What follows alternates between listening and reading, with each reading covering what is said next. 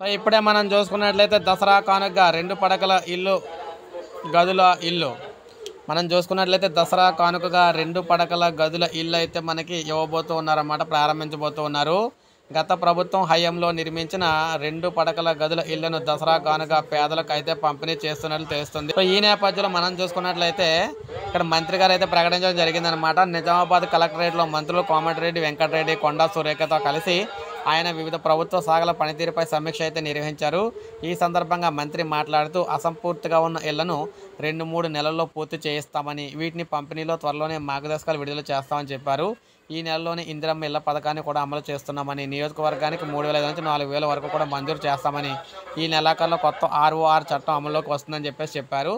So Dasara తర్వాత దసరా కానుకగా ఏదైతే డబుల్ బెడ్రూమ్ ఇల్లు మ్యాక్సిమం అయితే కట్టారో అవన్నీ కూడా పూర్తి చేసి అందరికీ అయితే ఎవరికైతే పంపిణీ చేయలేదో వారందరూ కూడా పంపిణీ అయితే చేస్తామని చెప్పడం అయితే జరిగిందనమాట. సో ఇది మనకు అప్డేట్, ప్రతి ఒక్కరు కూడా గమనించండి. తొందరలోనే డబుల్ బెడ్రూమ్ ఇల్లు అయితే మ్యాక్సిమం ఎన్నైతే పూర్తయినా అన్నీ కూడా పంపిణీ అయితే చేయబోతున్నారు తెలంగాణలోని. సో ఇది మనకు అప్డేట్. ఇలాగే సంక్షేమ పథకాలకు సంబంధించి సమగ్ర సమాచారం అందిస్తూ ఉంటాను. ఒక లైక్ చేయండి, సబ్స్క్రైబ్ చేసుకోవద్దు, మన ఛానల్ సబ్స్క్రైబ్ చేసుకొని ఫాలో